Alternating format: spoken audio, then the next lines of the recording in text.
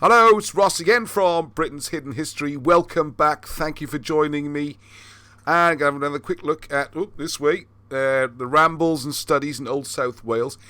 And by a most amazing coincidence, and not because I've had loads of people from Newport contact me about what I said yesterday, it just so happens the rambles goes to Newport next, okay? And I want to do a little bit of slightly different today, because I'll read this and then show what you see in here compared to what you see today on Wikipedia, for example. Because so the idea of this, it is Britain's hidden history, and you can see how things get hidden. Is a little example here, okay? So right, I always say that now. Without further ado, and then I'm going to clear what I'm doing. Okay, so there's a few images like that's Newport Castle, I hope, for example. And Zavi has been helping me do this, put the pictures together, haven't you, Zav? Yep. There we go, you see. So, right, so I'm jumping forward to now. One of the things I mentioned, page 100 in this book. So just a couple more, I think, in here. But this one is so juicy, I had to get it in. Right, so he says, we have a Newport in America, which is thought to be rather an oldish town. And a picture will pop up in a minute. And which has an antique structure called the Old Mill, which is believed to be the most ancient erection of civilized man's hand in the United States. I'd never heard of this. It is supposed to be 8 centuries old. And when you consider this book was written, 1881, it was published, that means he's talking about something built in the 11th century. I don't know, maybe that ties in with the Welsh migrations in the 6th century or something like that. Anyway, I'm a slight side track because that's what he does in the book. Anyway, it's supposed to be 8 centuries old, and its history was lost in oblivion ages before Columbus came. But this Welsh English Newport has well-verified chronicles covering 1,000 years.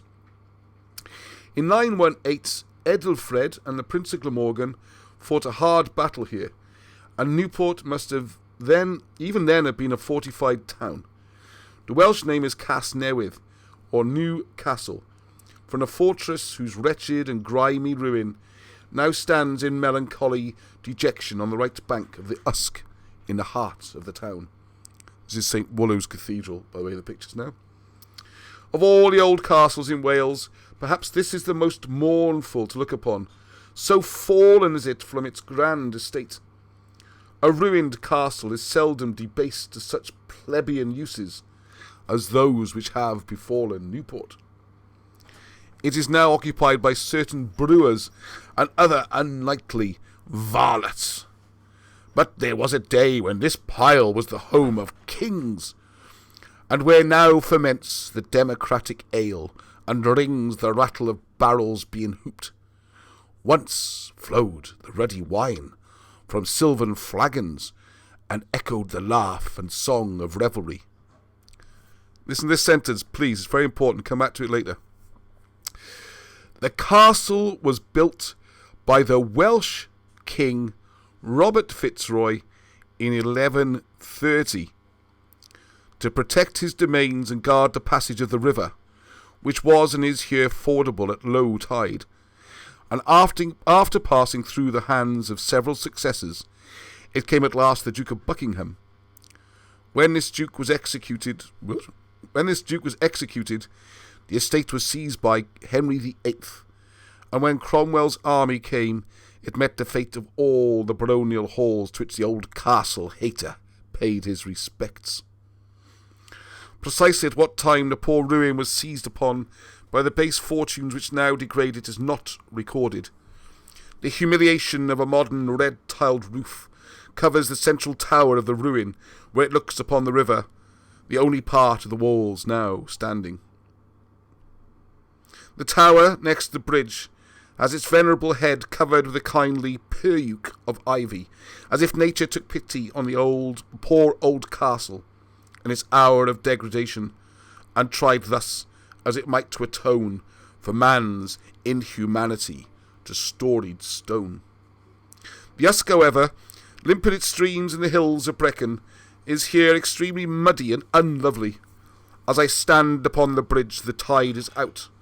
Along the shores on either side, the largest ships are left perched high and dry on top of the mud, the retreated waters lying some distance below in a shallow and trifling channel. The tides at Newport are a very singular institution, it may be said, as they are in all the Welsh rivers which empty into the Bristol Channel, or the Severn River. It is hard to say where one begins and the other ends.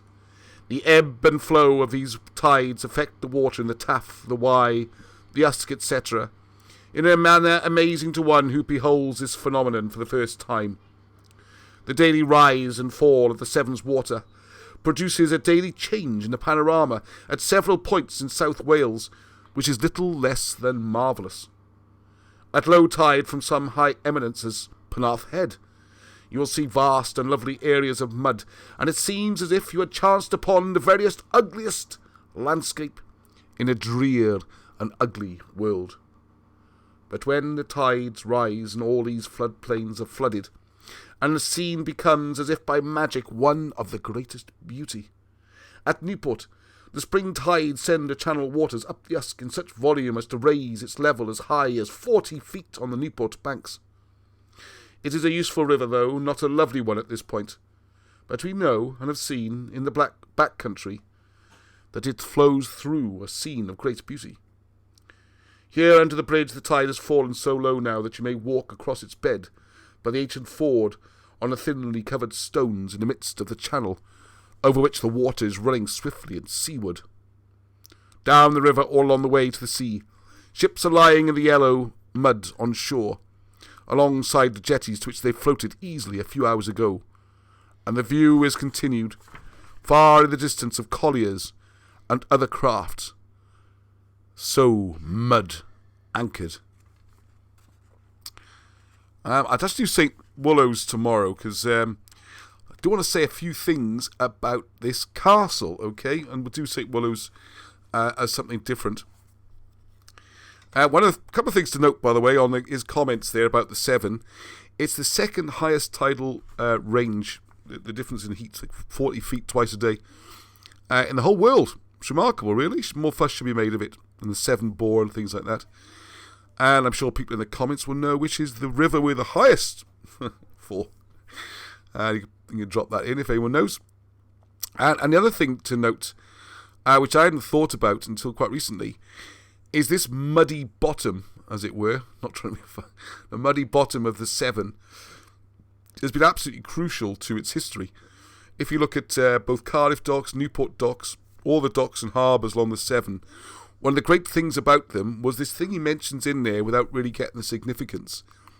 And that's when the tide does drop, the ships can sit in the mud. If you have a stony or a hard bottom to the sea or harbour, the ships will break. They'll crack, or their weight will just all push down on the hull, or the keel, sorry, and cause problems. So the mud is one of the... It's like a perfectly designed harbour.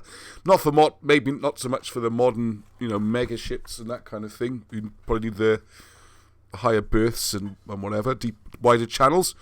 But historically, it was a phenomenal advantage to have this soft, muddy floor to the river, and just stop your ship and get off, really. Right, now I did say I was going to talk a little bit more here now about... Hang on, this is where I have to try and be a little cleverer than I am sometimes. Hopefully you can see me on the screen. Right, so let's have a little look at this. Sorry about the background noise there, something going on. At Newport Castle. So this is Wikipedia. Remember, we read in the book here that it was built, was it 1140? 1130 by Robert Fitzroy, the Welsh king. Now you go through the modern records, it just seems to have disappeared. So it's in Wales, it's a Welsh castle. So this one talks about something being built in the 14th century. So maybe the earlier Welsh castle fell down and they built another one in the 14th century. But he goes through all this and he talks about Owen Glyndŵr sacking it. If you go through the first castles, he does admit or acknowledge that it was another castle. But of course that's got to be Norman. Everything in Wales is Roman or Norman, you will find, if you do any hidden history. Well, the real things aren't. As I keep showing in these stories, there's loads of castles built in Wales. It's a land full of stone. Why wouldn't they be able to build castles? They're the most stupid people on earth. Same with the metals, the iron, the copper, you've got the tin coming from Cornwall. All these things profound. And you've got trade with the Mediterranean going back thousands of years, and trading with the Roman Empire. I think they're known how to make these out of metal and stone. Anyway, that's the way it goes. So, according to Tret, is recorded in the Welsh Brut Tywysogion, which is their princes, kings, that in about 1172, King Henry II visited Castell Newcastle on the Usk. So all these things going back, there's lots of records, I'm sure. There we go, there's things you can read about that, and then later history. So I thought it was an interesting one to drop in today. This is rather nice. Turner, one of my favourite artists. Fantastic. Look at that painting there. So there you go. Just a short one, really. I don't know how long it was. I should have a watch or a timer or something. But especially after yesterday, when we were talking about, if you haven't seen yesterday's video, please go and have a look. It's talking about fighting to save the real Welsh language. And I'm going to do more on that. Thank you very much for the response. It's been fantastic. People sending me details of online dictionaries, of people speaking what was the most widely spoken form of Wales in the whole of Wales. It concentrated in Gwent, with the whole southeast. Variations in Cardiff and the valleys. And people have sent online dictionaries. There's people who speak it. We're going to do recordings. Things are really moving on. So this is very good. So there we go. So please get busy. Get involved. See if this works. Go on, please work. Yeah, it's worked. So there you go. And these are going to be available as greeting cards. Oh, hang on, I've got one here. I have to go back to me quickly now. There you are. So we're going to get these done. And on the back, it just says a little bit about Britain's Hidden History. Nothing serious. Britain's Hidden History Group works to preserve and promote the history held in Britain's recorded past and physical evidence. To find out more, please visit the website, Facebook group, and YouTube channel. So it is. Heddwch, peace to all. Which reminds me, thank you again for watching. I hope you enjoyed it. And until the next time. Oh, hang on.